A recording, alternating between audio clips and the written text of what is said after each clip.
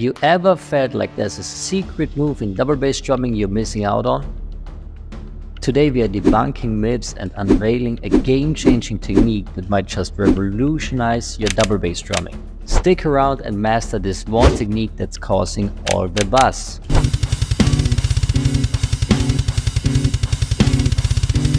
Today we are diving deep into one of the foundational methods, the anchor technique for double bass drumming.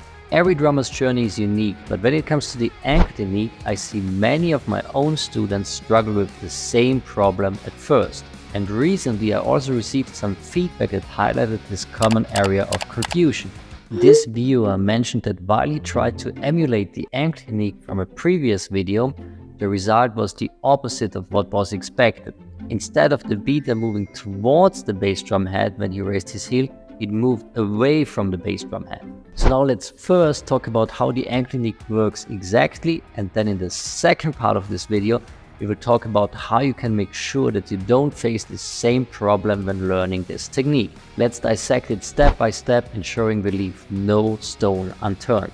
At its heart, the anchor technique relies on a deep understanding of leg mechanics. First and foremost, to get this to work, you must ensure that the muscle groups in your upper leg are relaxed at all times. It might sound simple, but it's fundamental. By ensuring relaxation, you guarantee that the full weight of your leg remains on the pedals at all times. This weight becomes a key player in the next step. By the way, at the end of this video, we will also show you an additional exercise you can do to make sure that your upper leg is relaxed at all times, so no worries. Next, we want to focus on our calves.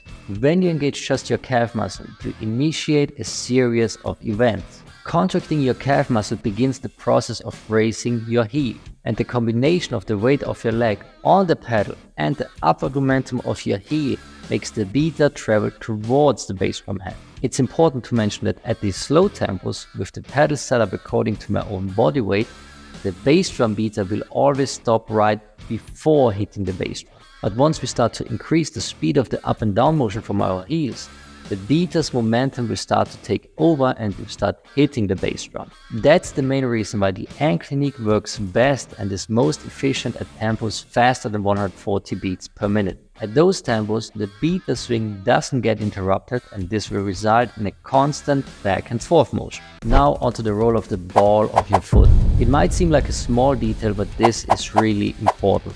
It's the ball of your foot that acts as the main pressure point on the footboard. Furthermore, the consistent contact with the footboard is vitally important. So when first learning the anchor technique, try to think of it as this kind of motion, with you always being in touch with the footboard or the floor in this example, instead of this kind of motion. Especially drummers that have spent a lot of time practicing heels down struggle with this at first.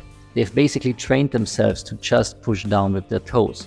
And now when they want to master the anchor technique, they have to focus on lifting their heels instead. So now let's compare the mechanics of the anchor technique with another one called the flat foot technique. With the flat foot technique, it's the act of dropping your heel that makes the beater move towards the bass drum. So actually this is the exact opposite of the anchor technique. Personally, I like to use the flat foot technique for tempos lower than 140 beats per minute, and for everything faster than that, I immediately switch to the anchor technique. So for those of you who want to learn the anchor technique and start practicing right away, here are my two favorite beginner exercises. Until next time, my friends, cheers from Vienna, bye!